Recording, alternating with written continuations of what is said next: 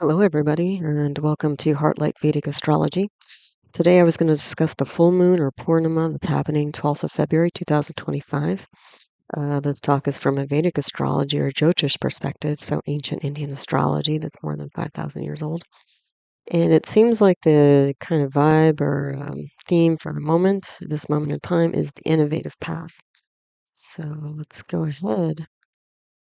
Note beforehand, the information presented here is for educational purposes only and should not be considered medical, financial, professional, or life advice of any kind. If you are in need, please contact an appropriate professional for support. Then you might take a minute or two to read the rest of this disclaimer. If you're new to Vedic astrology, go check through my videos. All my teaching videos on the subject are my concepts playlist. They can be found there. Wherever you see a double asterisk in one of my talks, that means there's a teaching video on that subject if you'd like to learn more. My channel is all about playlists, so different topic areas are easy to find all the relevant videos. Like I have a planets grahas playlist, a houses bhavas playlist, yoga's planetary combinations playlist, and there are others. Also, if you like to learn astrology by looking at famous birth charts, I have a video titled Birth Chart Archive List 2024, which I'll be updating pretty soon, I believe, a few months. And that video has a list of all the famous charts I've analyzed on the channel, and the video you can find them in because they're not usually one-off videos. Like usually my monthly videos, I have 3 different, famous video charts I look at. Helpful videos to watch with this one to get more out of this talk since it's mostly an interpretation talk. North, South, and East Indian Western style charts. Introduction to navigating a birth chart. The lugna, also known as the ascendant, rising sign, first house.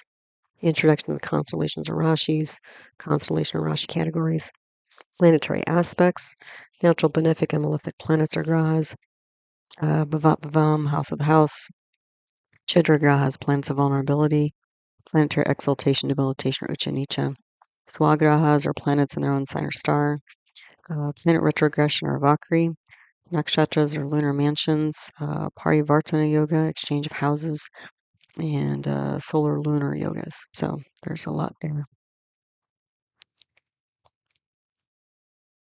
Before I move on completely, there's a couple of other videos that might be helpful.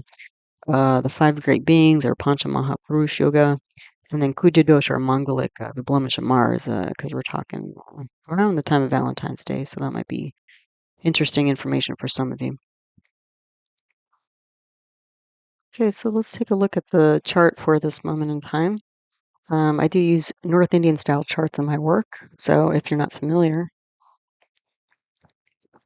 the top diamond in the middle is the first house, also known as the ascendant, rising sign, or lugna in Sanskrit. Okay. And to get to the other houses, you count counterclockwise. So, like up into the back. Then you go to the upper left corner where there's an upside down triangle. And in this chart, there's a little 1 in the bottom corner. Okay. Even though it's a second house, because the little numbers in the corners refers to the constellation or zodiac sign. Okay. Yeah, so let's see. This chart is set for 12th February 2025, 8:53 a.m. Eastern Standard Time. That's the time zone that I live in. The day lord at this moment in time is Mercury, and the Hara lord or our lord is Saturn. Now, if you look in the 12th house here, up in the upper right corner, that's where Saturn and Mercury are sitting. Okay. And the thing is, so it takes us directly there first off. And the 12th house is a house of expenditures and losses, as well as foreign and remote places and that sort of thing. Okay. So we're already looking at some sort of loss here. Saturn happens to be in a nakshatra or lunar mansion. If you're not familiar with lunar mansions, there are about 27 of them. Every night the moon passes through a different one. They all have different energies. And after the moon passes through 27 nakshatras, you get a lunar month. So Saturn is in the 12th house. Saturn is in a nakshatra called Purva Bhadrapada. Purva Bhadrapada is symbolized by the front legs of a funeral pyre. So a lot of destruction, a lot of it's the energy of cremation essentially. So flames and fumes and smoke and very chaotic, yeah, breaking down things. Now Saturn happens to be in its own sign of Aquarius, that 11 in that bottom corner of the 12th house, refers to the 11th zodiac sign of Aquarius, which Saturn rules. Aquarius is a fixed air sign, so this is all about ideas and paradigms, mental paradigms that are fixed and stuck and hard to shift. Okay, so Saturn being in Purvadrakata, this cremation energy in its own sign of Aquarius, this is about breaking down old paradigms. Okay, and there's some loss here. Is of some, it looks like some old paradigm that's been hanging around probably too long. It's not no longer serving, even if it did at one time. Now, Mercury is also in this corner here on the 12th house, and Mercury's in the. Oh, the other thing about Saturn I didn't mention is that just as a planet itself, even if it's not in Purvadrakata, it's a planet that represents delays, obstacles, antiquity, traditional conventional things, longevity, but also delays, obstacles, death, chronic disease. So all of that's happening. There's a lot of destruction going on here in the 12th house. Luckily, Saturn is in its own sign. That'll provide a little bit of protection, but mostly for inanimate things. Okay, not any sort of people that are related to this. Mercury is in a nakshatra called Dhanishta. Dhanishta is symbolized by a drum. So whenever we think about drums usually set a rhythm to like a song or like a troop of marching people and that sort of thing. And Mercury is a planet that represents the logical mind, also ideas, thoughts, speech, business, analysis, that sort of thing. So it looks like there's, when you put these two together, it looks like there's a breakdown or loss of old, again, thoughts, paradigms, and ways of thinking, essentially. Okay. So that's why I have here loss, end of mental habits, because Saturn and Mercury are also aspecting the house directly across from the sixth house. And the sixth house is related to, habits, daily routines.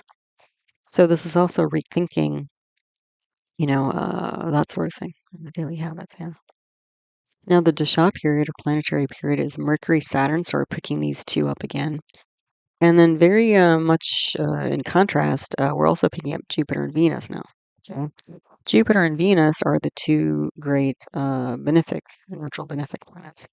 Mercury can be a benefic, but when you have it with this really strong natural malefic Saturn, Mercury becomes a malefic. Okay. So Jupiter, where's Jupiter and Venus? Well, Venus is in the Lugna here, the first house, ascendant rising sign, all different names for the same thing. Venus is a planet of sociability and social grace, compassion, luxury items, all things fine and high level. Vehicles and finances and fine clothes, fine food, and pets, all travel, all that kind of good extra stuff. And then Jupiter is in the third house here. Jupiter represents fairness, justice, compassion, generosity, finance as well. It can be. Now, the thing is, Jupiter and Venus are in parivartana, they're in exchange of houses with each other.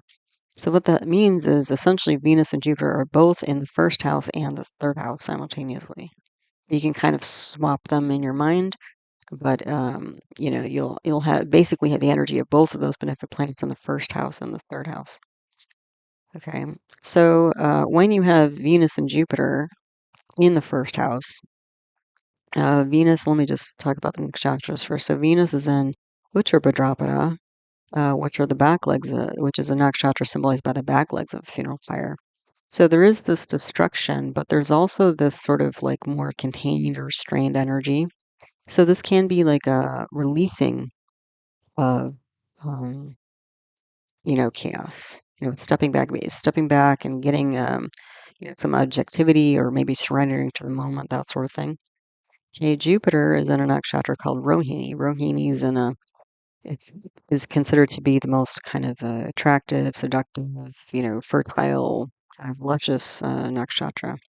So when you have Jupiter and Venus in the Lugna here, this is going to be somebody who's very charismatic, very gracious, generous, that sort of thing.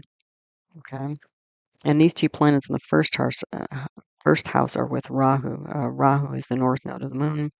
It has an energy of being like kind of hidden or secretive or unusual or eccentric or something like that. Also ambitious. Rahu is in the same nakshatra as Venus, which is Uttara. So there's ambition, but also kind of hidden, unexpected, kind of unique or exotic quality here. Okay, if we're reading this as a birth chart for a person. Okay, so there's a lot of positive energy in the first house. Again, somebody who's quite charismatic, quite gracious. There's also ambition here, but I would say they might be quite gracious or elegant. But there's also something hidden here, and this hiddenness is, again coming through Rahu. Um, there's some objectivity here. There's some like distancing here. Okay, because we have it both through Rahu and we have it through Venus as well. The Lagna nakshatra, so the nakshatra for the rising sign or the first house, is Revati. Revati is the last nakshatra of the zodiac of the 27. It has an energy of like travel and time and hospitality and that sort of thing. So there is this like, again, gracious, hospitality, hosting type energy, but there's also this, again, like in Uttara Bhadrapada, Purva Bhadrapada, and Revati, these are all, especially because we're in Pisces here. Pisces is the last zodiac sign. So there's this energy of endings through all the nakshatras in Pisces. Okay. Now, luckily, Venus is in Pisces and Venus is exalted in Pisces, so Venus is quite strong. And Jupiter coming into Pisces through parivartana will be in its own sign because Jupiter rules Pisces. So there's a lot of strength here. Yeah. Now, Jupiter and Venus, because of parivartana, are also in the third house. The third house represents communication, but non-oral communication. So communication through like, the body, through writing, through gestures. And so it looks like this, again, if this is a person, there's a lot of positive, writing here, a lot of gracious writing, prolific writing, creative writing going on here.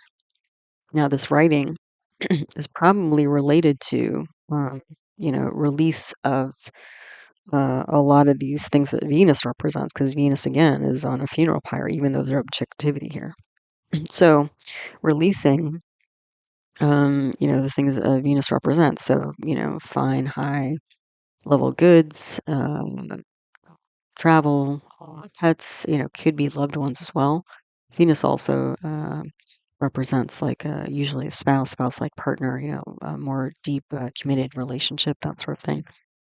So, but with Jupiter and Venus together, there's this like, cushion here to all this. Yeah.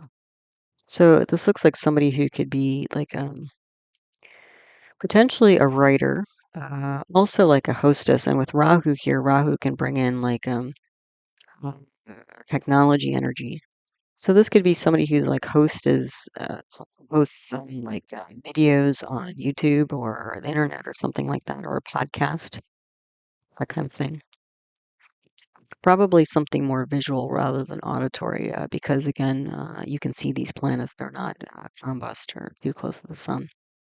And this is somebody who does quite a bit of writing as well. Or they could also be um, like a model. Um, I was thinking potentially acting, because Rahu is there.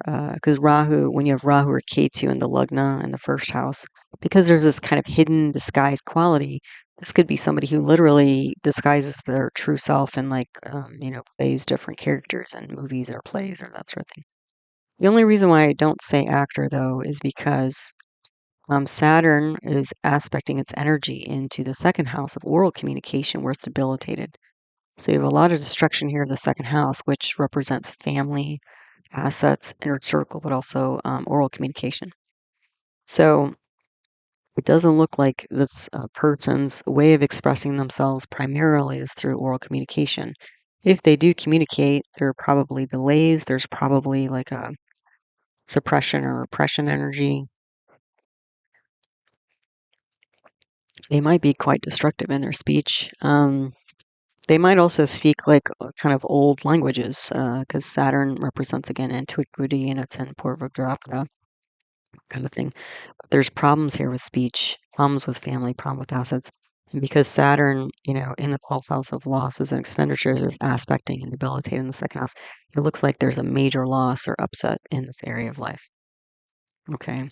But, again, the third house is quite strong because you have Jupiter there and Venus in its own sign. They're parivartana. So this person's probably not a big talker, but they're very prolific in other ways that they express themselves, like through writing, again, using your hands or modeling or that sort of thing.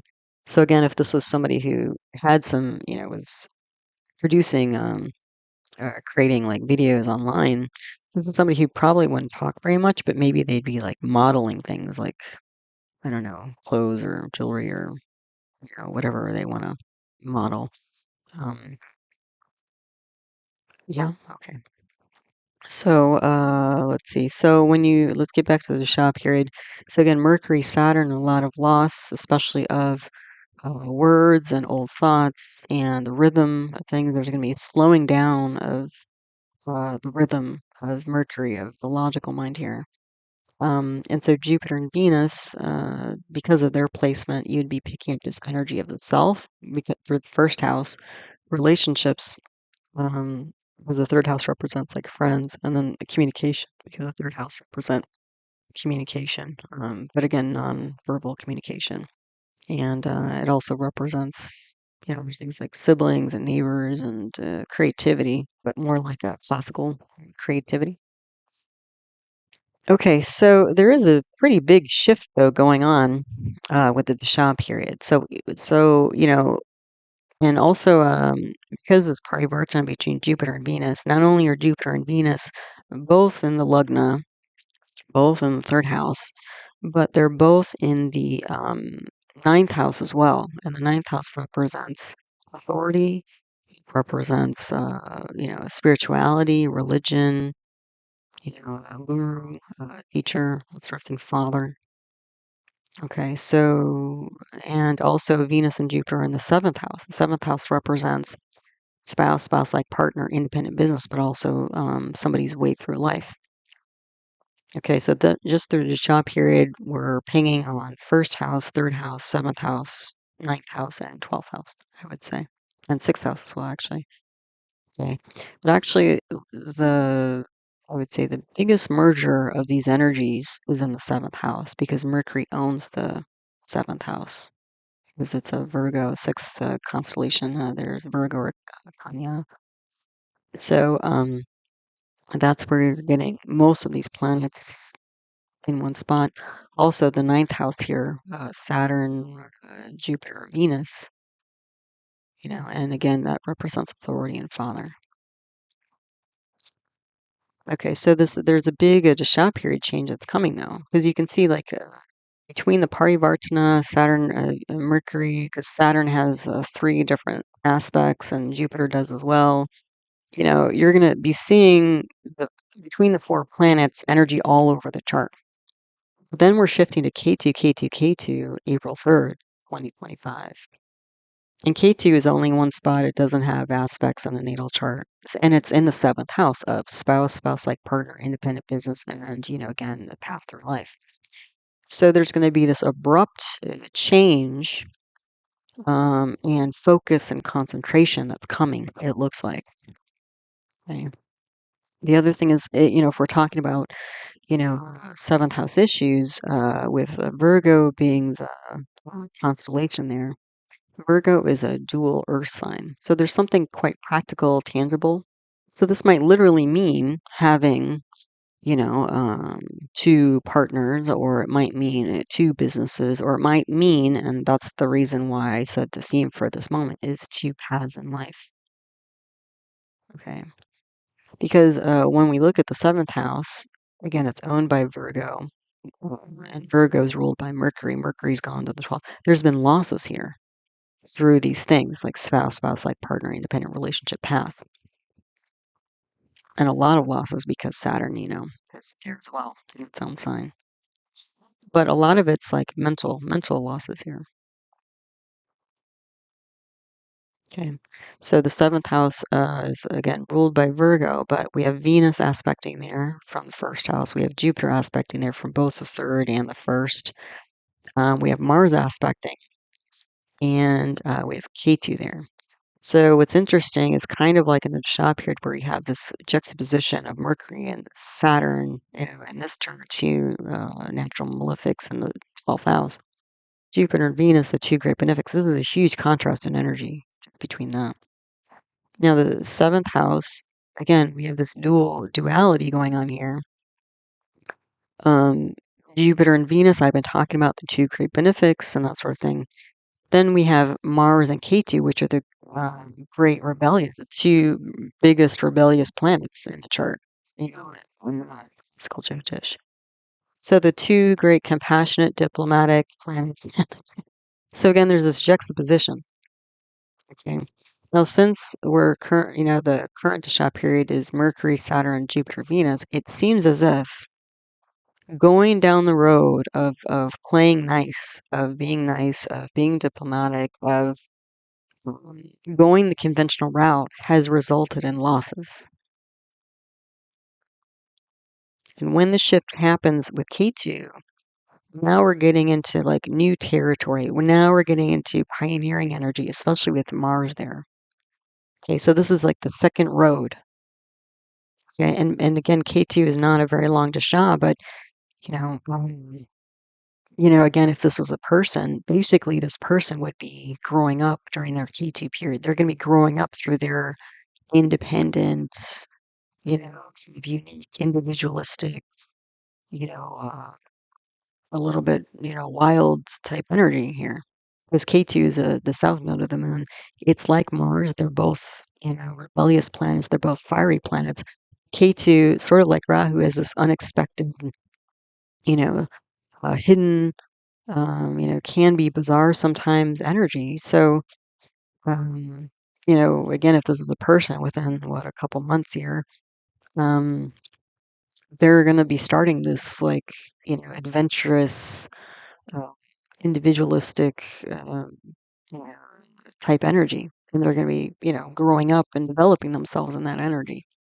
But there's going to be a lot of focus because, again, when I was talking about Saturn and Mercury in the 12th house and Venus and Jupiter in 1, 3, 7, 9, and you can see the energies all over the place.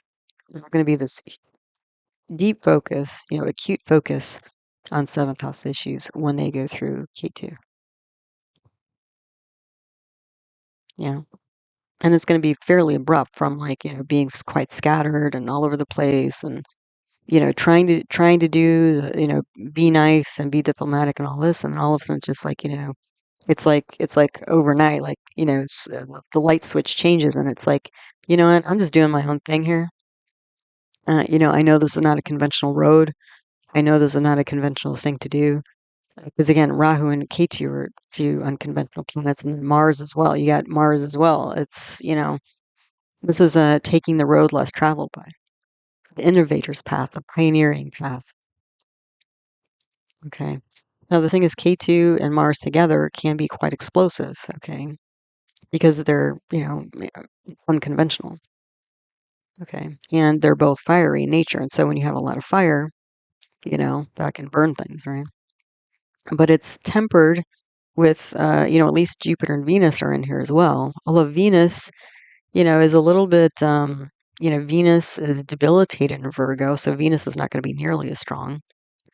Okay. And the other thing is Venus is in this uccha Bhadrapada. So there's going to be this change in relationships because the path is changing. And that happens a lot. Like, when somebody switches to Shah periods, their energy, their focus changes. And so it's not always like sometimes all of a sudden relationships, fall apart or people drift away and that sort of thing. And some of it is just because they've changed their Dasha period and their energy, their planets, their planetary energies changed. And, like in this chart, you can see dramatically, planets all over the chart are active. And then 2 months later, all we're looking at is K2.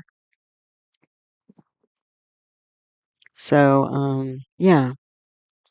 Okay, so the lug nakshatra I mentioned Revati, so travel hospitality. The moon nakshatra. So the moon, and this is the thing, the moon is a Gandanta, meaning it's in the, right at this transition point of Cancer, which is a water sign, and Leo, which is a fire sign. So, last couple degrees, or the first couple degrees of these transitions of water sign to fire sign are Gandanta. They're very, very unstable. Okay. Because you're not only changing signs, and each sign has a different element associated with it, like here, water and fire. But whenever you get to a water-fire transition point, you're also simultaneously changing nakshatras. So it's a dual instability. Okay, so literally, moon is in the last degree here. So luckily, moon is in its own sign that brings some strength. But this Gandanta point makes moon very unstable. And the thing is, sun is the same because moon. This is a full moon, so sun is in the same degree, but in Capricorn, it's not Gandanta. It's only Sundi. When a planet is in the first or last degree of any sign, not just a water fire transition point, it's going to be unstable. Okay, not as unstable as a dual instability that the moon is going through. And the moon represents things like public, it represents the intuitive mind, it represents the sensory mind, it represents emotions. Okay, so at least there's some strength here. And the fifth house represents creativity, which the moon is really great being there because the moon is an imagination planet. But the fifth house also represents the stage, or performance, creative arts and things like that, performance arts. And so with the moon there, there's some sort of public performance. Yeah. So anyway, the moon, what all this means is the moon is challenged. The moon is also in Aslesha nakshatra. Aslesha is symbolized by a snake, and the snake, depends on what kind of planets are in this energy. It can be quite an intense energy, because snakes can be intense, right? Sometimes they just sort of slink off and hide in their cave or under a rock or something. But other times they bite and hiss and, inject their poison, that sort of thing. So, because the moon is in Aslesha, I would see this as like mental healing or mental upset potentially, and probably both, depending on who's charged and what planets they're running here. Okay, so there's a lot of mental focus here. Yeah. And so let's see. Yeah, so the context, I like to bring in like a social context here because it tends to reflect in certain ways the energies of the chart. So, like this day, because sun is crossing signs here, so sun is, we call it samkranti when the sun is crossing signs. That's also an unstable point. So this is the end of the Kumbha Mela, which is the largest pilgrimage in India. A lot of people, this happens only every 12 years. Sun is in Capricorn and Jupiter's in Taurus. So we've had that going on the last month or so. So again, that's, going away from home, getting out of the comfort zone, moving away from comforts, right? Venus on the funeral pyre here. Moving away from, neighbors and loved ones and, probably not speaking very much. A lot of people take, vow of silence and that sort of thing, or they will be fasting. Okay, and that would be this like Saturn debilitate in the first and the second house. Second house not only represents family, inner circle, finances, but also speech and food intake and also clothing as well. So there can be a lot of like just releasing of stuff here or destruction, loss of family. Now again, if this was a person's chart, not just if we're reading this as a transit, especially this context stuff, helps to just help embody the energies that are otherwise rather abstract. But if this is a person's chart, this is probably somebody who lost their family, let's say, because of the Saturn, debilitated in the second house. The other thing is the fourth house of home and family lineage. The sign there, the constellation there is Gemini. And the ruler of Gemini is Mercury, which has gone to the 12th house. And Mercury is also combust because it's so close to the sun. So when you get a combust planet, you can't see the outer qualities of that. So Again, there are two indications here that somebody has lost family or a family line, or the place of origin, family of origin, that sort of thing. And yeah, the fourth house lord is gone. The 12th, it's combust, so that's a weakness. Um, and then Mars is there, so there's a malefic there. So this is what we would call a Kumbha yoga in fourth house, which brings breathness of mother and family and home. Um, Also potentially happiness, fourth house is happiness. So, um, this again, if this is a person's, is charming and is charming and is well put together, as polished as this person might seem, because of this Jupiter, Venus, and the Lugna with the Rahu, and as well as they may kind of demonstrate themselves. I don't want to say put on an act because it's not necessarily. I don't think it's malefic, but this might be somebody who looks so polished you would never know that they've been through all of this loss and upheaval in their life. Okay. So anyway, Kumbha Mela, getting back to that pilgrimage. So again, the Kumbha Mela, a lot of it fits with this kind of chart. We also, a couple days after the 12th, we have Valentine's Day. I was looking at that a little bit. So, it's a lot of like, sweet gestures and writing cards. This is third house stuff, Jupiter, Venus, third house cards, being a little bit creative, like, um, you know, uh, being a bit sweet, sweeter, maybe sweeter or more appreciative than normal, it's sort of but I would say, like in this chart, there's a bit of distance here. Like, it's not the most, Jupiter is in Rohini, so there's some good, energy here. But Venus being in Uttar again, that's being objective. It's like, this is a nice thing to do or good thing to do or, even expected thing to do. A lot of the Valentine's Day stuff can be, not always, right? And then the history, I was sort of like surprised. I'd never looked into the history of Valentine's Day, but I guess back in the day in Rome, there were a couple of guys. I guess the Emperor of Rome at the time, I think it might have been 200 BC or AD. He decided that men should not get married because it made them better soldiers. And so there was one or two priests or something like that who were basically marrying people in secret, um, because it was against their law to get married. And then the priests who were secretly marrying people actually ended up um, getting killed. Yeah, like for what they were doing. So there's this energy of like love martyr here, which is potentially like this Venus on the funeral pyre, you know. And the priest is this Jupiter Rohini, because Jupiter represents spirituality. So it's like this unusual, hidden, compassionate priest who is essentially uh, changing the way or being objective about love and marriage and that sort of thing. And then it also represents the sixth house here of like, being rebellious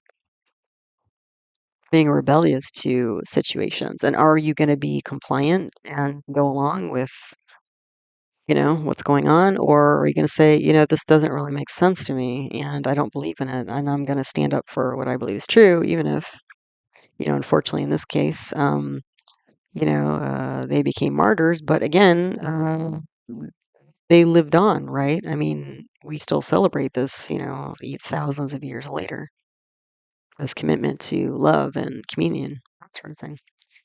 So yeah, that was kind of intense.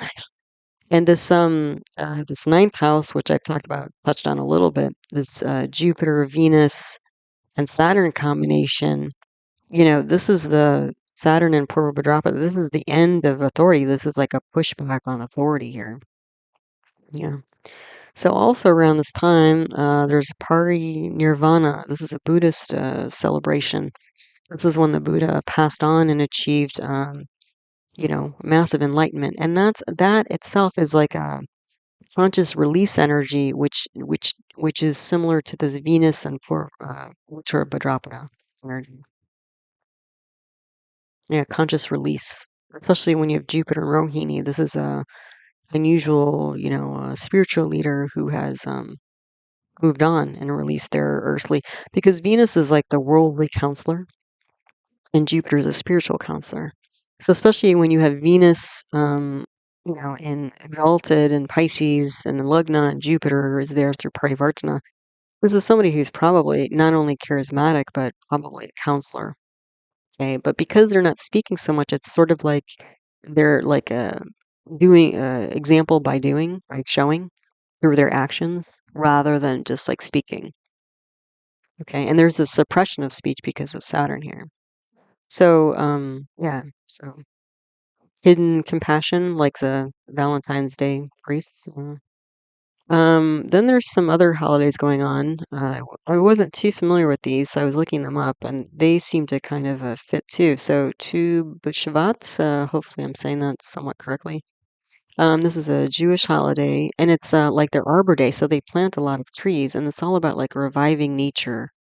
Um, and um, and so that's kind of what we're doing here is like there's a new cycle being set, especially when we're shifting from the Dasha period, Mercury, Saturn, Jupiter, Venus to K2, K2, K2. It's like planting new seeds, creating new directions, and that's also like almost like a spiritual, religious kind of Earth Day where they're like helping to repopulate, the deforestation of the world, the globe and stuff like that. So there's like a renewing energy here. Okay. And then there's Lailat al-Bara'ah or Bara'ah. Hopefully I'm also saying that somewhat correctly. This, I believe, if I remember from what I was reading, happens about 2 weeks before Ramadan starts. And so there's this, notion of like, um, starting to get in that mode of like forgiveness of past actions and past words and past, deeds and things like that. And so all of these things, like all of these again are about doing something different, like releasing the past, like with Saturn and Mercury in the 12th house, um, and getting quiet, going within, and doing the cleansing. And some of the cleansing happens, on the outside, but a lot of the cleansing, like there's fasting going on here, like there's a suppression of second house things like food and nourishment. Some people will like donate clothes and stuff like that, especially like when, some of these holidays, especially spring holidays, come around. Yeah, and so we're seeing that there's a suppression of speech and going quite internal. And then also Ash Wednesday, I believe is its day. And Ash Wednesday, is marks, I believe, the beginning of Lent, which is also like a fasting and, of different things and habits and behaviors and speech and that sort of thing, and becoming more conscious of it. Um, and then, part of that is like confession. So that's also like an internal spiritual cleansing and fasting as well. So that's again where we're seeing this like unusual Rahu, unexpected. Venus is again releasing all this kind of excess goody stuff, like controlling, the buying and the, eating too much and spending too much and, socializing too much so that one can become internal, right? And clear up the internal space, right? So yeah, so that's a bit of context. So let's go through house by house. The Lugna I've mentioned quite a bit already, but we've got a few more details here. So again, we have a Pisces, Mina, Lugna, rising sign. It's a dual water sign. That's also important. It's a Dwisva Bhavajal. So what that means is it's an emotional sign because of the water, but dual meaning there's going to be mixed emotions here. Okay. Rahu is there, and then exalted. Oh, the other thing that's interesting is that Venus again. Venus, a lot of people know Venus is like a benefic planet sort of thing, and it is. It's a natural benefic, but in this chart, in a Pisces rising chart, Venus is a pure temporal malefic. So it's a pure temporal malefic because Venus owns two negative houses. It owns this third house as well as the eighth house. Okay.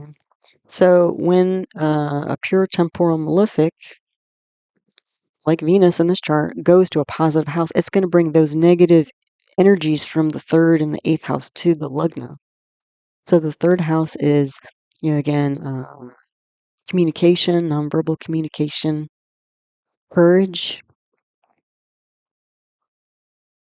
The eighth house is like long-term issues, death, destruction, that sort of thing. And also eighth house is like deep psychology. So again, even though it looks like, whoo, this is fantastic, like Venus exalted and Jupiter's there, and wow, this is one big party. And to some extent it is. I mean, we're going to have a lot of cards and flowers and chocolates. People do that kind of thing around Valentine's Day, but the underlying energy, the deeper energy here is not all like, sunshine and unicorns. Let's put it that way. Luckily, Jupiter and Venus together is usually still a great thing, but I'm just pointing out that, Jupiter and Venus are not always like insignificant like that in terms of like always bringing a benefit. It can bring negative things as well. So, oh, I need to fix that. I think I put Uttara shadow instead of Uttara Bhadrapada for Venus, but and then Rohini there. So all this together, Rahu, Venus, Jupiter, and the Lugna. Mixed emotions, ambition, unusual foreign. This could also be like a foreign person, potentially, somebody from in another country. Or they might just be, frankly, quite eccentric. um, but somebody who's fair gives advice because Venus and Jupiter are the two advisors. Venus, the worldly advisor, Jupiter, the spiritual advisor. Compassionate, kind, objective release, travel hospitality, again, model, more than actor, I would say. Charisma, this is somebody who's going to have charisma. So they're going to draw people just because of that. Like if they were posting whatever fashion videos on Instagram or something like that. There's also endings here as well. So there's like, again, it seems like there's this ending of, um, again, sort of playing nice or going with the flow or, yeah, because there's been losses there. Like, it seems like um, there's been sort of a lack of authenticity or integrity on some level. Yeah. What else? This could be letting someone down gently, frankly. Um, Potentially, there's some potential here for that. Because this Venus and Uttara Bhadrapada could be like a release of a partner, potentially. Um, and we're moving from the energy of, again, Venus is the smallest sub-period here. So again, that really kind of fits with, Valentine's Day. But that's the thing, right? I mean, Valentine's Day, it all sounds good, hearts and candy and all this sort of thing. But a lot of people end up breaking up on Valentine's Day or because of Valentine's Day because, their partner didn't show up the way they wanted or expected or something like that. So it can be a kind of a minefield. It literally like this chart, it can go either way. Like, is it going to get better or, are we going to go on a more rocky path? Um, the other thing is that since we have Rahu here with Venus, I've mentioned before, whenever you have Rahu or Ketu with Venus, that's going to give a partner who's quite different from oneself. Okay, so this could be financial, like maybe there are different financial backgrounds or ethnic backgrounds or countries of origin. This could also be like LGBTQIA kind of stuff. What else? Yeah, different races, different medical statuses, like, maybe somebody's handicapped or something like that. Could be. So the two people are quite different from each other. Okay. Um, and what else? The other thing is that, in the Lugna, we have Rahu, so ambition with Venus and Jupiter. So this is somebody, the main native here is trying, aims towards being compliant and, sweet and compassionate and that sort of thing. Now the partner, less so. The partner is probably more like unconventional, like, or even anti-conventional, because you have this Mars K2 energy. Okay, they both have Venus and Jupiter, so that's nice. So they're, at least both partners have that in common. But then the partner is going to be the other thing is the native is going to be more emotional because it's Pisces, a water sign, and the partner is going to be more pragmatic because it's a earth sign. But they both can flip a bit because they're both dual signs. With the partner with this Mars and K2 in the seventh house, this is going to be somebody who's, more of a daredevil, more of a risk taker. Um, they might just be like, forget Valentine's Day, it's sort of stupid, or could be that. Um, so yeah, so there's some, you know, uh, it can't. It's probably been, frankly, since they've been running Jupiter and Venus. Again, they've both been potentially on their better, quote unquote, better behavior, but there have been losses here. Like maybe they don't feel like they can speak up because they're just trying to be nice rather than say what's really on their mind or on their heart. But then with K2, it's like, all bets are off. Like we're in a whole new, whole new territory, with the K2 area. So again, we're going down like the more kind of innovative, authentic, and adventurous path, essentially when that shift happens. Okay, so yeah, so it's an unusual pairing of sorts. So the Lugnatia is the ruling planet for the chart. That's Jupiter. And Jupiter's with a Swa Venus in the third house. The third house is a Kamasthana, so it's a house of enjoyment. So again, the native seems like somebody who, likes to take it easy for the most part, go with the flow, you know, enjoys finer things in life, creativity, um, that sort of thing. Um, and again, the third house, kind gestures, and then we do have some, again, yogas here. So the Parivartana yoga, the Malavya yoga, this is Venus exalted in the first house. That's a Pancha Mahapurush yoga, so it's a power yoga, or royal Raj yoga. There's also a Veshi yoga here. That's a solar yoga. That's Saturn and Mercury in the second house from the sun. Those are actually going to bring the sun down, I believe, because they're both natural malefics and Saturn's so strong. And Mercury's so influenced by Saturn.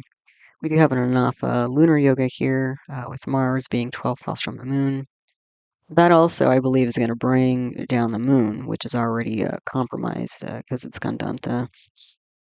And, if we were, since we're sort of talking about love because of Valentine's Day, this person would be Mongolic because Mars is in the fourth house. So that can indicate problems with relationships because when somebody's Mongolic, meaning Mars in the first, second, fourth, seventh, uh, eighth, and 12th houses, and I have a whole video on that if you want to check that out. Um, that is, what do I say? An indication that somebody can have trouble in relationships because that Mars is fairly rebellious. In the first house, when Mars is in the first house, that means the person themselves can be quite rebellious. That's the personality. In the second house, that's rebelliousness against, family or circle. In the fourth house, rebelliousness against home, mother. In the eighth house, or sorry, in the seventh house, that's partner, arguing with partner potentially. And in the eighth house is marriage potentially, and the 12th house is losses and expenditures, and also like bedroom scenes and things like that. So yeah, so another indication that there may be some problems with relationships here. Um, so again, it looks like this person is sort of at a crossroads, but it does look like they're getting shunted, into this K2 path, like it or not, in April. Um, let's see what else. So all these yogas bring power, strength, caring, creativity, but lack of support, I would say. Chidra graha is in this chart, so these are planets of vulnerability. So kind of like Achilles heel type energy or sensitive spots or things that I'd say like areas of somebody's life that are sensitive or upsetting to them, or places where they have issues, essentially. So Mercury twice over. So Mercury again, Mercury's really like a big black, it seems like the big black hole in this chart. And again, Mercury represents the logical mind, the rational mind, analysis. So it almost is, and K2 is like the opposite. K2 is like a wild ride, like the wild child. um, so it's almost like there's been losses to, again, being rational, being logical. Like when I was looking at this chart, it kind of reminded me of, yeah, because I think most of you know, like my day job, I'm a naturopathic physician, so I do alternative medicine. Um, like whenever I've tried to do something more conventional because it made sense or it seemed more, I don't know, stable or predictable or whatever, it never panned out for me. Now I have a lot of Rahu and Ketu, all of my charts, so that's probably why. But part of the reason why. But yeah, it's just even things like whatever, like initial days of promoting my business. I remember like working with some natural health magazine, and writing a few articles for them, to get some exposure, that sort of thing. And I think they had a readership in the state where I live, like 100,000 people. And I thought, well, it's pretty good. I'll write an article and da da da da. And like literally nothing came from like nobody called for an appointment. Like I was just like, wow, it seems like a good idea. I remember putting ads in the just local paper. Um, I think that brought a few people for yoga classes, but not any medical type stuff. And yeah, it was just sort of like, all the sort of conventional ways just didn't do anything. But the thing is, but the thing is like, like even this weekend, my dog was sick. He, a couple days ago, was it 2 days ago now? In the evening, or late afternoon, he suddenly developed this like very strong, croupy cough where he couldn't stop. Like just his whole chest was like, you know, um,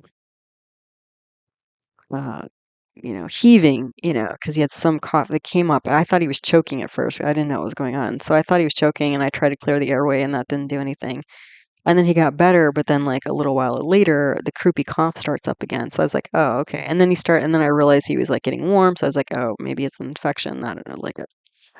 So then like, I mean, I'm not a vet, but I was using all my natural, medicine stuff because we're also like in the middle of a snowstorm here. So I was like, well, I can't take him anywhere, and if this is some sort of viral infection, which probably it was, they don't have many antivirals anyway to give him. So I just have to deal with this. So essentially, I was using my natural medicine, alternative medicine stuff on my dog, and it worked really well. So he only went through these coughing heaves a few times over the course of 12 hours because I gave him homeopathy, I gave him remedy, I gave him, and also I was using Ayurveda, traditional Indian medicine. So because it was a dry, heaving cough that was intermittent, I knew that he had too much vata or wind energy. And energy is like cold and dry. So I was giving him like warm, moist food, like soup. I made him soup, vegetable soup with ginger in it. So some warm, and he was getting better. And then also, I was using marma therapy. Marma therapy is like Ayurvedic acupressure. So there are a bunch of points on the chest as well as the back, to help with the lungs. And so basically, what I did was I gave him like a really strong hug. So by compressing his chest and back, I was compressing all these Ayurvedic points, and it worked really, really well. Like literally, he stopped coughing within like 30 seconds or something like that. And then he was also relieved, because he was like scared because he's like, what's going on? Because usually my dog's really healthy. So anyway, between all this like alternative medicine stuff, which is a very unconventional path, um, that was hugely, that's just one moment in time where my training, um, really even helped my dog. And I'm not a vet. I work with humans, but I could use the training to really help, in unconventional ways, So, um, it's definitely been a wild ride for me, with unconventional alternative medicine. Now I'm doing something unconventional again, doing Vedic astrology, but I've just seen so much good, so much more good than whenever I tried to do something more conventional. So, anyway, this is almost a chart that represented my life in a lot of ways. I was really, feeling it, I guess. So anyway, back here. So the chidra grahas again, Mercury. So again, the Mercury again, the logical mind, like ending this sort of like maybe even hyper rational approach. There's going to be losses when you get a rational approach, as opposed to a more intuitive and heart-based and adventurous type approach, because that's again the seventh house is the path through life, and then Mars and Venus. So, Mars, this can be enemies, and Mars represents what? Mars is the owner of the, ninth house here of authority and father, and it's also the lord of the second house of family. So it looks like, those are issues, anti-authoritarian. Family, loss of family, that's a big sticking point. And then Venus, relationships in general, and worldly advice, kind of that sort of thing. So, decisions, communication, passion, Mars and Venus together, passion. And again, Mars and Venus are in the seventh house here. And Venus is the, bhava karaka, the house, the planet representing the house, seventh house issues here. So, yeah, so again, I'm even seeing these chidra grahas, like which way do we go? Are we going to be compliant and kind of sweet? But again, since Venus is on the funeral pyre, I'm seeing it as like becoming less compliant over time and less conventional. And it's like, maybe even realizing it's like, you know what? I'd rather live this adventurous,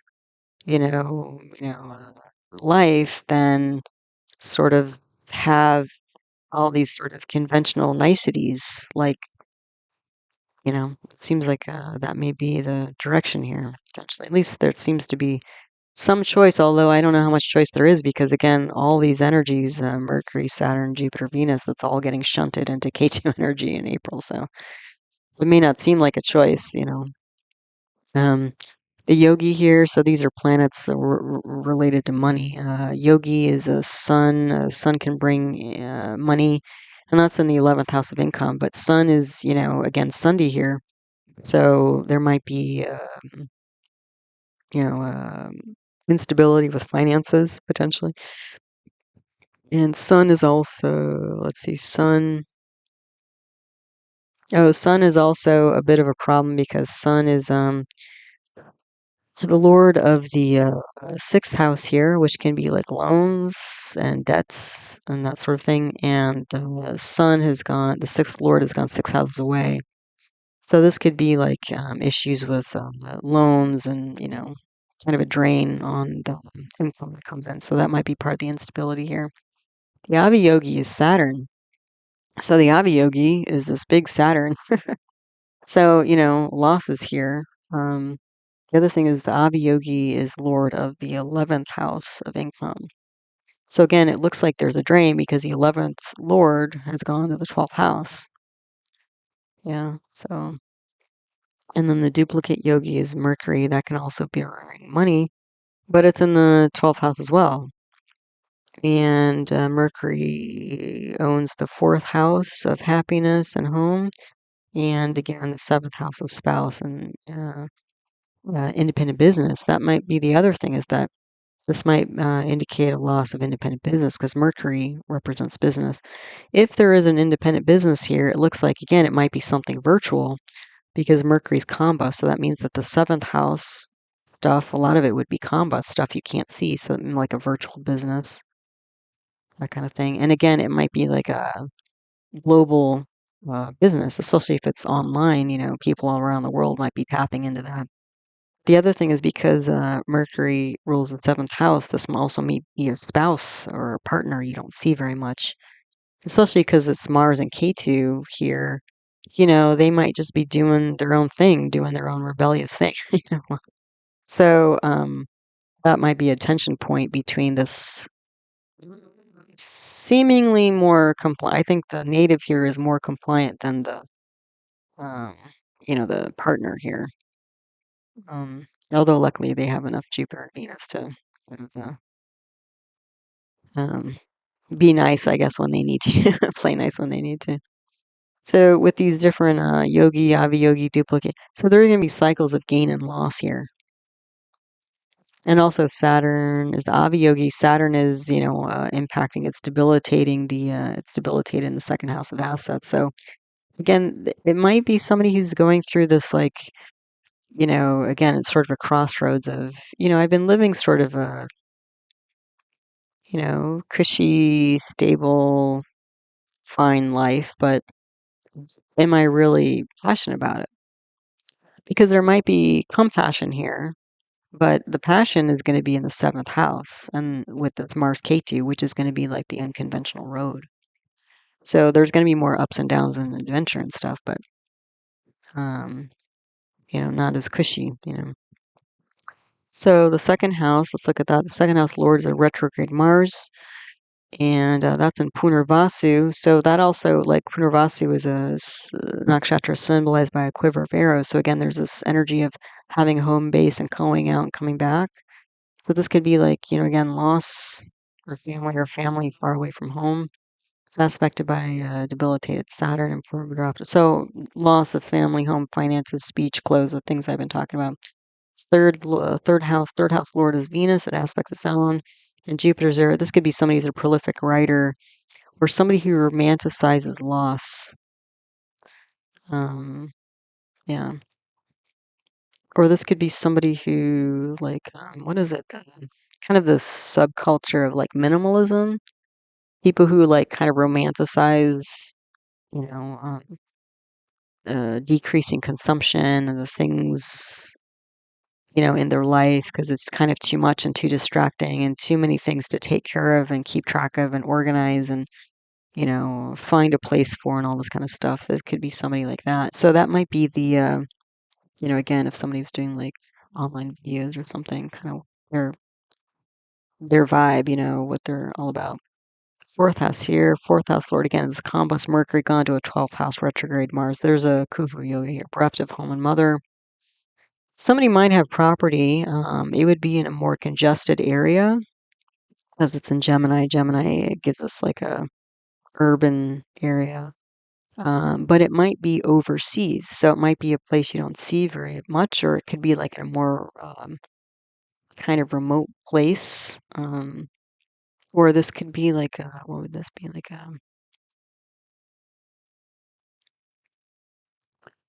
Like a timeshare somewhere overseas, something like that. Also, education is the fourth house. This could be like a remote education because, again, Mercury is combust in the 12th house. It can be also overseas education. Excuse me. This could also be somebody being homesick. Yeah, because it's like this having a home base, going out, coming back kind of energy. As far as education, this could also be innovative ideas, management, that kind of thing going on here. The fifth house lord again is a Swa, full Gandanta moon and Aslesha, aspected by an exalted Jupiter from the first house when it's in Parivartana. Also a Sundhi sun here in Dhanishta. So this could be a leader, especially a spiritual leader or advisor who helps with emotional loss and upset. So yeah. So again, this Venus and Jupiter, this is going to be a fairly benevolent person here, but again, they may be deciding to switch away from this more sort of comfy, conventional lifestyle to something a bit more, I don't know, has a bit more grit or bite or maybe fulfillment, I would say. Because again, Mars is also in the fourth house of happiness, so it's like this person is going to be, I guess when they allow themselves to feel it or be in that space, they are an adventurer. They're more adventurous and more. brave and courageous than their initial, uh, then you might recognize about them first off. Let's put it that way. Um, but the advising that's going on here is going to be about emotional loss or upset. Also, this person could have several children, um, because of the planets involved here and Jupiter being strong with Venus and all this sort of thing. Also, a lot of creative projects, quite intuitive. I mean, you have Jupiter and Moon together. The fifth house also represents the intellect. So this is somebody who's quite imaginative and a leader. Also, the fifth house is a public stage. So this is somebody who, again, is in the public view, I would say. All right, so let's see what else we got. Okay, so on this slide, we've got more houses. All the stuff on the left is the same. On the right, I have notes for the other houses. So the sixth house lord is the Sundi Bhavam sun. So again, this could be like issues with loans and stuff like that, frankly. And this house is aspected by a swath Saturn and a combust Mercury. Again, a lot of issues here, erratic routines. This could also be like anxiety and mid-GI issues like gas and bloating, things like that going on. The seventh house lord is a combust Mercury. And let's see. Um, yeah, K2 is an Uttara Falguni. So Uttara Falguni is symbolized by a hammock. So there's enjoyment here, but with a purpose. And so that's the thing, is that's actually kind of nice to have, K2 in a pretty positive nakshatra, because that means it's going to be more of you know, the unconventional nature of K2 is going to be pleasurable, but with, again, with some sort of purpose. So it's not just sort of, completely hedonistic, and it'll actually be enjoyable. Like the Saturn, is definitely not enjoyable, I would say. For the job period. Um, yeah, so, and then the seventh house also has an aspect of a debilitated Venus there and Mars and Jupiter. So losses of relationships or independent business could be going on. Definitely communication as well. It could be like this on again, off again type of situation. Could be multiple endeavors or partners, because you have so many planets in the seventh house. This could be a lot of at least opportunities to be with people. There's enjoyment here with a purpose. I would say acute troubles and delays as well. Why is that? Uh, I would say because of the Mercury, also Mars and K2. Like Mars and K2 are not going to give you a straight line. That's, I mean, another name for Mars is vakri, which means crooked. And the reason why is because Mars doesn't follow a conventional path in the sky. That's why it's considered to be an unconventional planet, besides it being fiery and that sort of thing. What else? Change in rhythm. So this is this Mercury in Dhanishta with the Swa Saturn, because Mercury is the lord of the seventh house. So there's going to be a change in rhythm here related to seventh house issues. So again, path in life, independent business, relationships. Is passionate for sure, also practical, but again, erratic, explosive, rebellious at times, depending on which, planet you're running. This could also be like an infection or accident. It's like this Mars and K2 together. Usually, that indicates infection or accidents. And since the Lord of the seventh house is gone 6 houses away, this could be that the partner is sick or has been in some sort of accident and is, slowing down their rhythm, their daily rhythm, because it'll be, that's their sixth house. Um, let's see. Yeah, I would say the partner also has relationship, issues. Because the thing is, if you flip the chart and read it from the seventh house, that means Venus will be in the seventh house for the spouse. And Venus in the seventh house is a karako bhava nasha Venus, so that'll bring issues to relationships. So yeah, I don't think, you know, this again, this could be multiple partners, or if this is one partner who somehow integrates these different energies, you could get a very different person on a very different kind of day. So, this might be bipolar, somebody who's literally bipolar, who can be detached, currently might be depressed or at least slowing down or tired because the Lord of the seventh house is gone 6 houses away and it's with Saturn. But if this is somebody who is integrated, I mean, they've got some really different parts of their personality. So somebody who's like sort of a daredevil, adventurous type, but somebody who's quite kind and compassionate as well.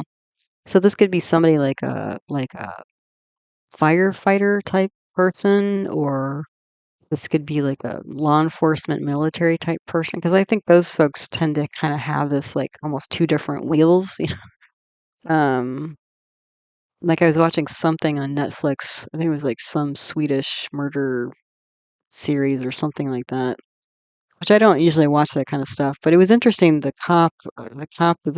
female cop who was in that, she was like, when somebody was entering a home or something, I mean, she was just like throwing her body at him, and she was getting beat up and all this kind of stuff. That's the Mars K2.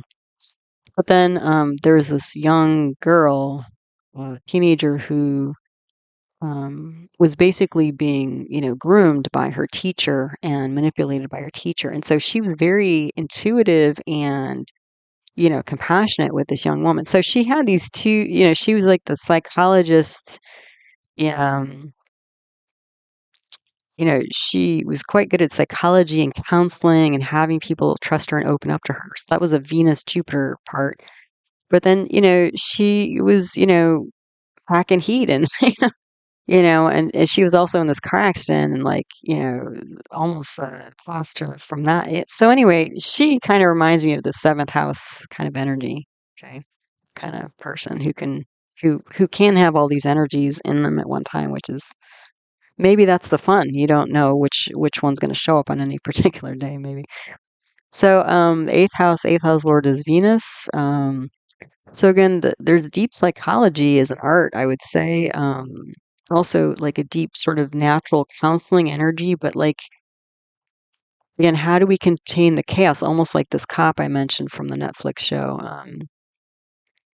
of how do we get in there, change things, and move things to a better place? The ninth house lord is Mars, aspected by Jupiter, Venus, Saturn. So, a successful advisor during upheaval, but also like an end of authority, I would say, because of the Saturn mostly. 10th house Lord is Jupiter. It's gone 6 houses away, so there's trouble here and is aspected by Mars. This could be like odd physical jobs that somebody does. There's a lot of fire here because Jupiter's a fire sign, Mars is a fire planet. Doesn't seem like there's, again, it doesn't seem super stable, I would say.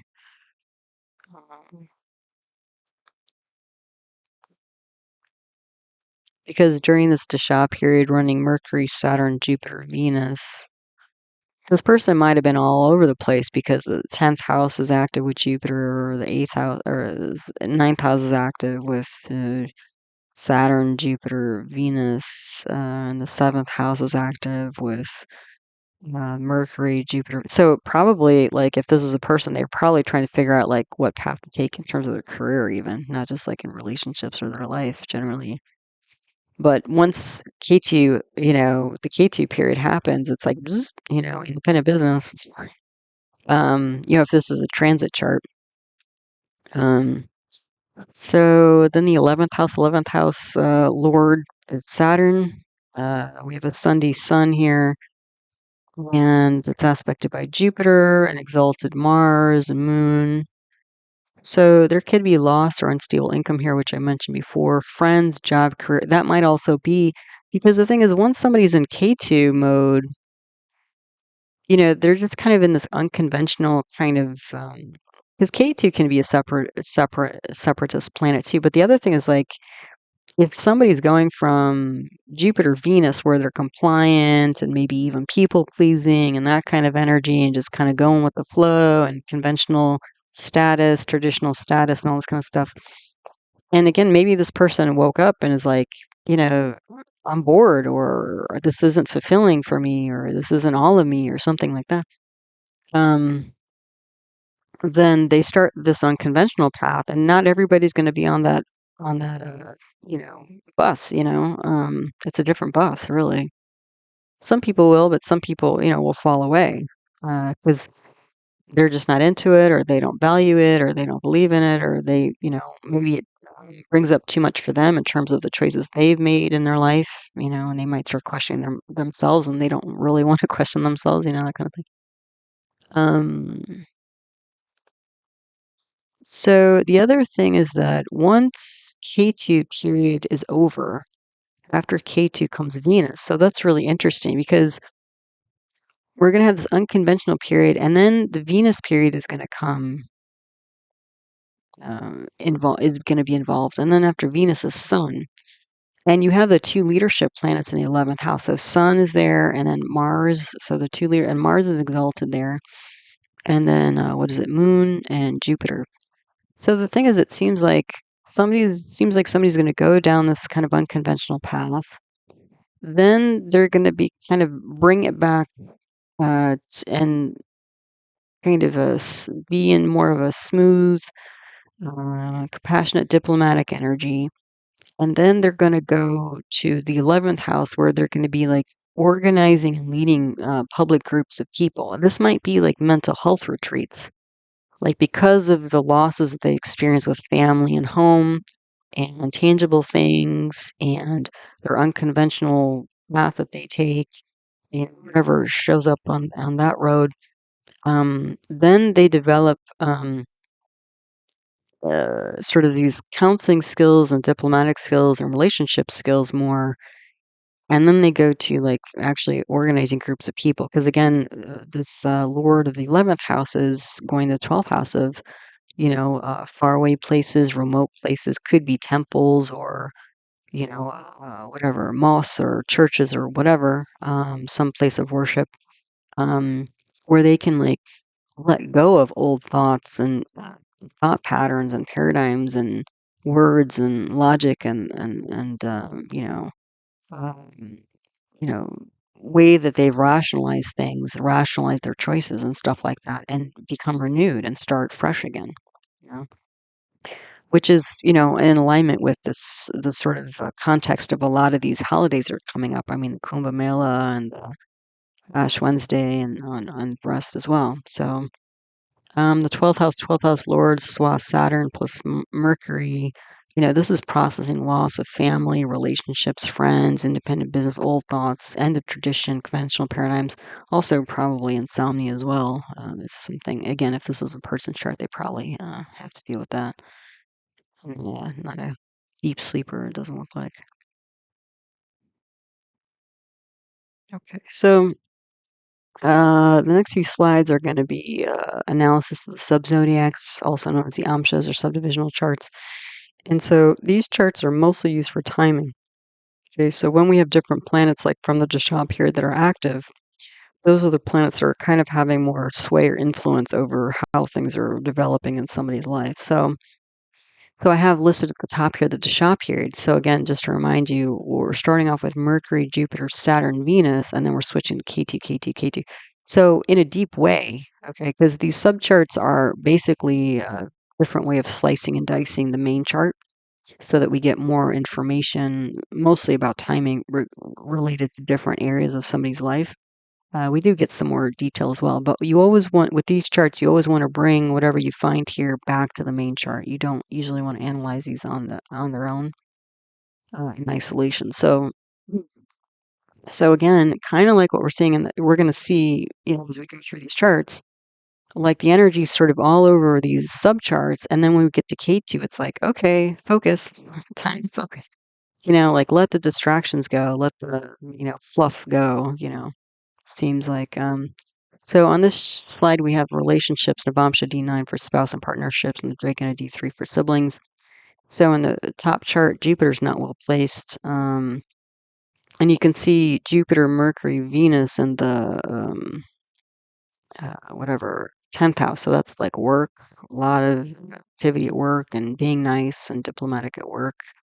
And then we have Saturn in the 5th house of kids, and it's aspecting its own sign in the 11th in the 2nd house of family. So you could see that it's like family, kids, work here, and are big areas of somebody's life. And then when they go to K2, it's just 2nd house. So we go from family, kids. So it's like prioritizing the family becomes the focus here, family inner circle, and the rest is not as whatever. Um, there should be gains through speaking about unusual things because K2 again is this unusual, um, has this unusual energy about it. And then Saturn is aspecting its own sign. So that means that the dispositor or the ruler for the house that K2 is in is going to be strong, or it's going to bring strength to K2. Um, so this is quite a strong, K2 here. The other thing is, there can be this like focus on speech, for example. Foreign languages again, because Saturn and K2 both have this kind of foreign energy to them. But it could also be like just letting that go, letting that go. Um, so, and also, maybe also because K2 and Saturn are both kind of ending separation as planets, there can be this like letting go or shifting of, family and also assets because the 2nd house represents assets, that kind of thing. So, yeah. Then the Drake and a D3 for siblings. So Saturn's not well placed, but it is exalted here. And Saturn is aspecting the 2nd house again. So that's another thing that you're going to see, okay, as we go through these amshas. I noticed pretty quickly is that because in the main chart, Saturn's aspecting the 2nd house. And then already in 2 of the subcharts, Saturn's aspecting the 2nd house. So again, there's some losses here of, food, speech, family, inner circle, assets. Yeah, what's going on? And then K2, because again, that's what we're looking at. K2 is in the 11th house, where it's with Sun and Jupiter, and Mars is aspecting there, and Moon as well.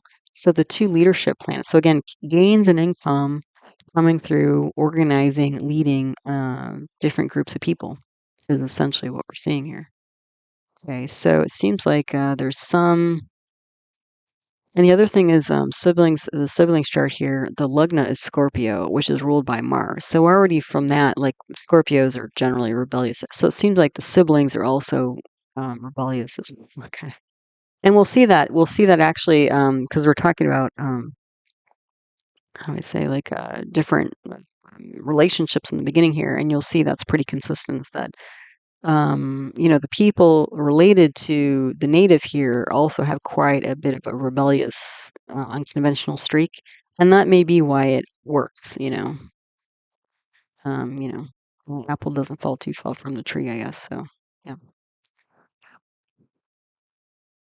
Okay, so on this slide, we've got the Saptamsha D7 for children, the Dwadashamsha D12 for parents, grandparents. So in the top chart, Jupiter's not well placed, but it is Swa. It's in its own sign, and it's in the 3rd house, which indicates change or endings. So it looks like children are going through some sort of change or ending as well. Now, we have a Swa K2 in the 4th house, so that means an unconventional family line going on here. And Saturn is debilitated in the 4th house because it's an Aries constellation there. So this could mean that the children also kind of leave home or leave family. It could also mean unusual happiness or trouble being happy, frankly.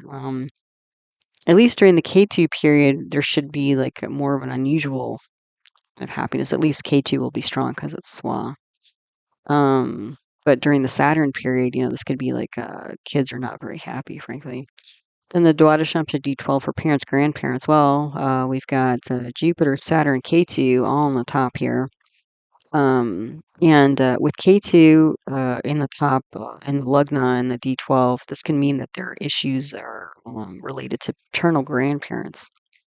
But K2 is also exalted in Scorpio, so we have an exalted, K2 here, and you'll see that going through these amshas as well. As K2 is quite strong. So even though some people would be like, "Oh, K2, is kind of unconventional or unpredictable or whatever," the fact that K2 is strong helps a lot. Also, K2 again, remember in the natal chart is an Uttara Falguni, so there's enjoyment, but with purpose. And that might be the thing is it's like, again, giving up the niceties of life to have a more fulfilling, authentic life. Seems like it was the choice or the direction. Not even a choice. Again, not even a choice because the planets are shifting in the direction somebody's going in. So in the D12, besides the K2 being because K2 represents paternal grandparents, and when you have moon, sun, mom, dad, Rahu, K2, maternal grandparents, K2, paternal grandparents in the lugna of the D12, that can indicate problems, almost like a karako bhavanash in the natal chart. So in the D12, all the grahas well placed.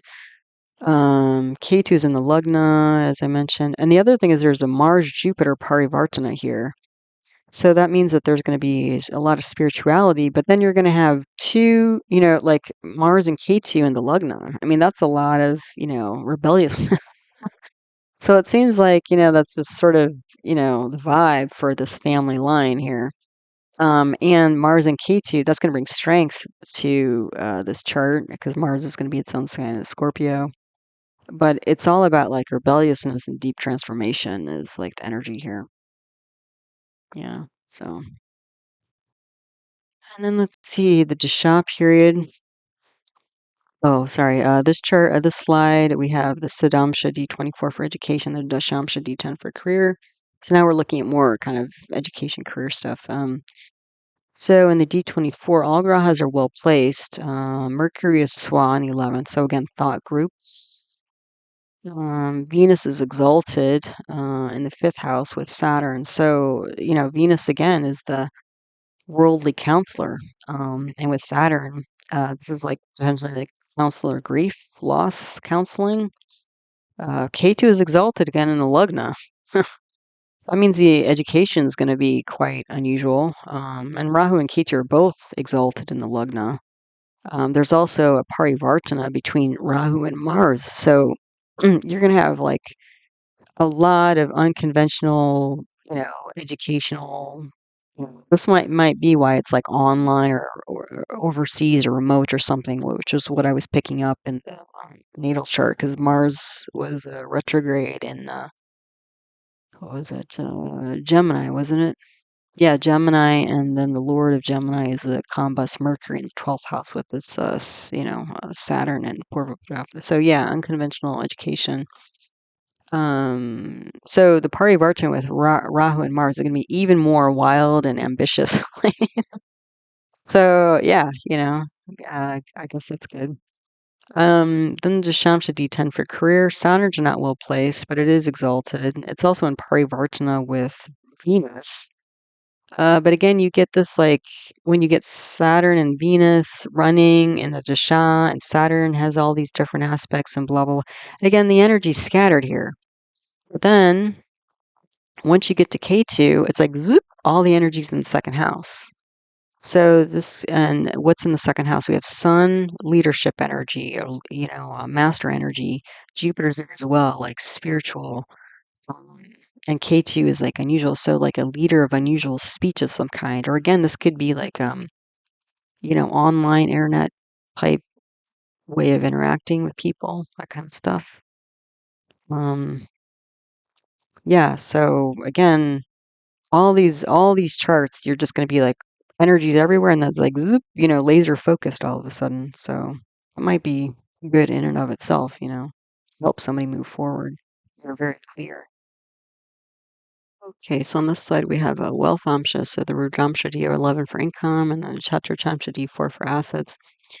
So the D11 Mercury and Saturn are not well placed. Saturn is aspecting the second house again, so destruction of that area of life. There's also a parivartana between Jupiter and Venus, so they're going to be touching the second, fourth, eighth, 10th houses. So a lot of counseling actions regarding home, communication, psychology. But again, the energy's all over the place, you know. And then once the K2 period comes around, K2's in the seventh house, like it is in the natal chart. It's also with the big ball of Rahu. So there's going to be, you know, it's not just K2, but like an ambitious K2 here. Um, and because it's a seventh house, this might be relationships, but again, this might be like the ambition to hang out a shingle and like start, you know, own your own business and that sort of thing. So, yeah, and because Jupiter is in Parivartana, they have a fairly strong dispositor here. And again, it's a Pisces dual constellation in the seventh house. So that's going to be, again, it might be multiple projects or endeavors or businesses going on here. Then the chapter Chamsha D4, Mercury, Jupiter, Saturn not well placed. So again, that's not too surprising given the natal chart. We were seeing a lot of loss, especially of assets and income and stuff like that. So a lot of loss and change. K2's in the Lugna again. So Mars is there aspecting as well as Jupiter. There's a Where I write it down. There's a Mars Jupiter parivartan as well. I didn't write it in the notes, but so you're gonna have Mars and Jupiter all over the place. So in the Lugna, you're gonna have K2 Mars, the two rebellious planets with Jupiter.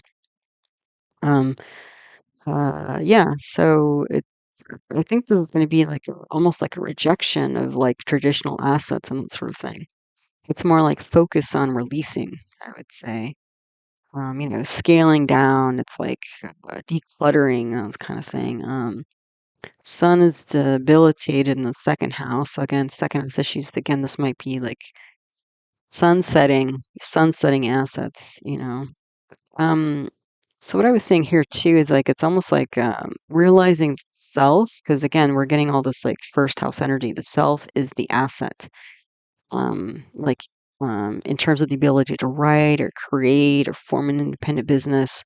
But again, I was just seeing like it's mostly like decluttering and downsizing to gain space and freedom here. So somebody who's not really interested in stocking a bunch of assets, because they are the asset, you know. So it might be more, again, intellectual, or you know, again, this could be like videos, starting videos, or you know, podcasts, or something like some kind of online stuff that would be more the asset rather than like tangible stuff like you know, furniture or whatever. Um, then here we have the health amshas. We have the Tajik Shashtamsha D6 for acute issues, and the Tajik Ashtamamsha D8 for chronic issues, the Bhamsha D27 for strength and resilience. What you're going to see, first off, what you're going to see in all three of these health amshas is Mercury is not well placed. So Mercury, again, it's like, you know, Mercury represents the peripheral nervous system. It means the logical mind, irrational mind, making decisions, making plans, that kind of thing. And, you know, again, I just think this is more of like a more indication that kind of doing things in the sort of, you know, trying to get the ducks in the row and do things in a logical, methodical way is not helpful to this person. It's actually stressful to this person, especially when they head into the K2 period. Um, so the D6 at the top, Mercury, Jupiter, not well placed. Again, that's speech, you know, and Jupiter's debilitated. So like loss of speech again. K2 is exalted in the 10th house. So again, once K2 period rolls around, it's going to be more strong in terms of acute issues. Again, I think they're going to find their strength through K2 rather than, even though it might be unpredictable or unconventional, it looks like they're going to be better off. And the exalted cases in the 10th house of like, you know, innovative daily action, career, maybe even reputation, fame.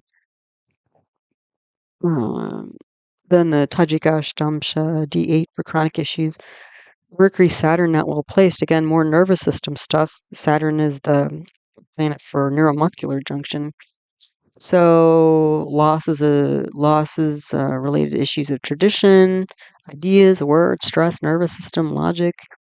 Jupiter is exalted with Venus in the 10th house. So again, this is playing nice, counseling, that sort of thing.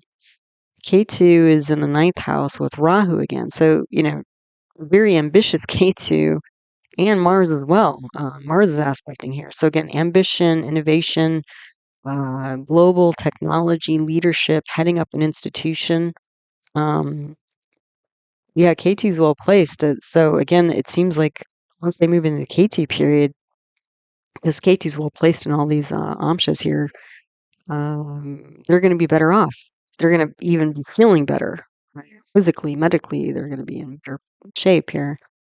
Because we have K2 exalted in the D6, and then we have K2 exalted in the D27 as well, which is strength and resilience. So Mercury's not well placed again in the D27, but K2 is exalted with Venus. So this could be again, and the dispositor is a debilitated Mars. Again, this is an unusual counsel through turbulent times and losses and that kind of thing.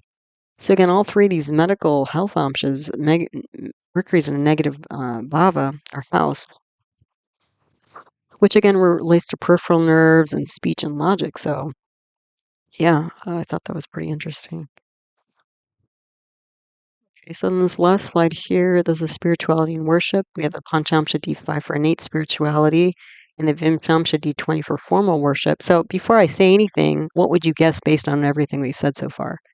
That the D5 is going to be really strong and the D20 is not going to be very strong, because formal worship, it's all about like following the leader, and conventional sort of institutionalizes approaches to spirituality. So you don't even have to look that far.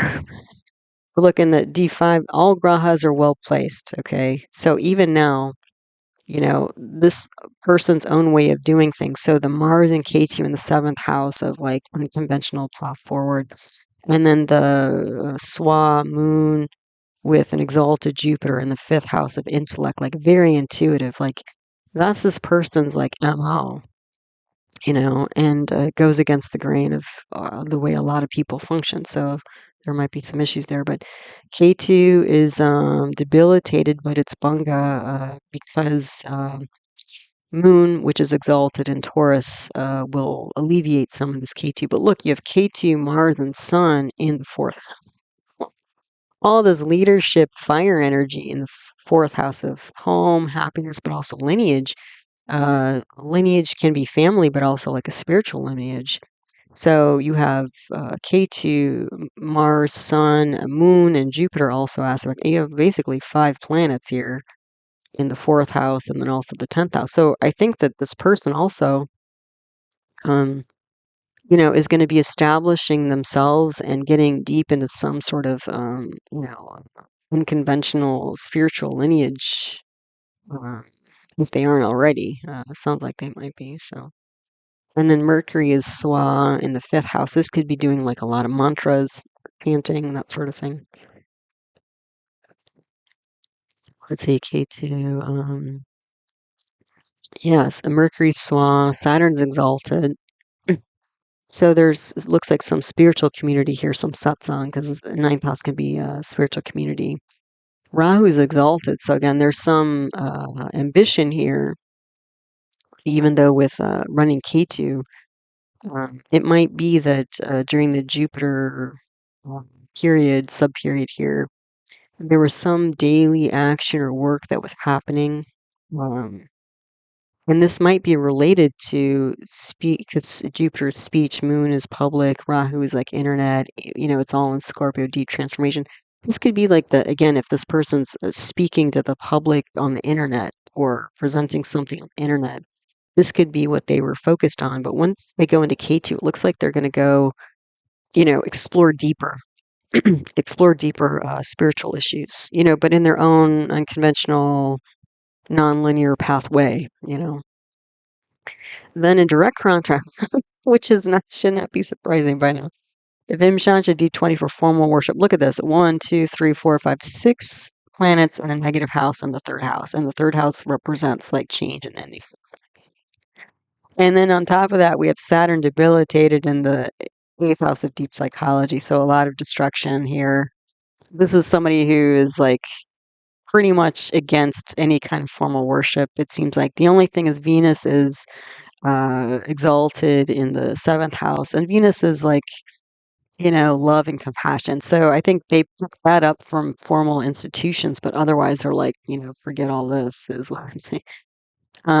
So Jupiter, Saturn, K2, not well placed. So even K2 is exalted, but not well placed. So again, that's some positive, unusual change is coming on here.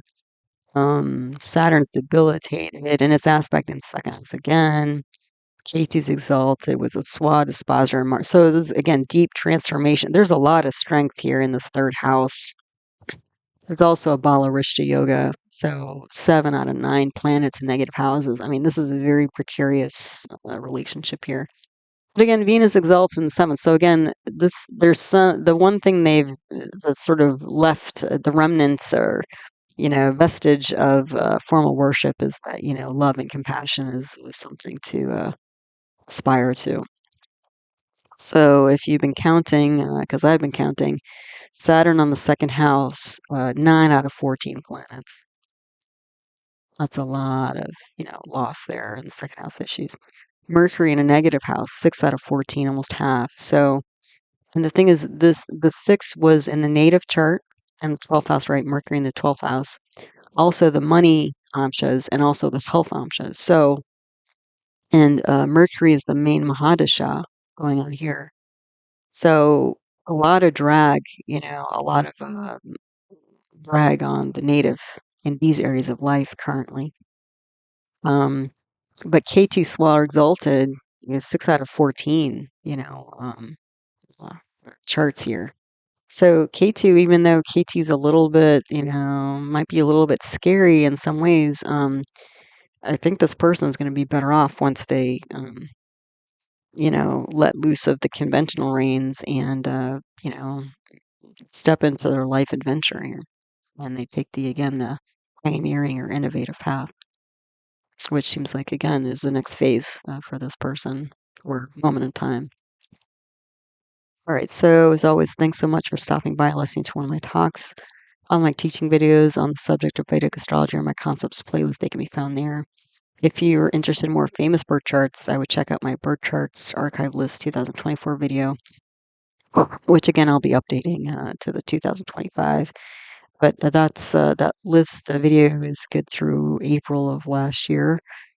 So I've got another year to add on to that, but at least that's a good starting point for seeing what kind of charts I've analyzed and where you can find them, because they're usually not one-off charts, one-off videos.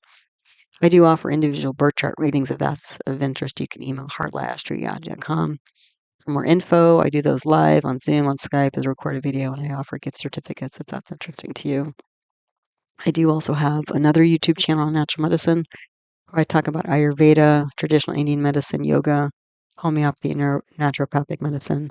The name of that channel is Nature Source Care. So it's out there too if that's helpful to you. But as always, I hope you found this talk helpful, useful, and interesting to you as you've learned to navigate the energy cycles of your own life. All right, so until the next one, take good care. Namaste.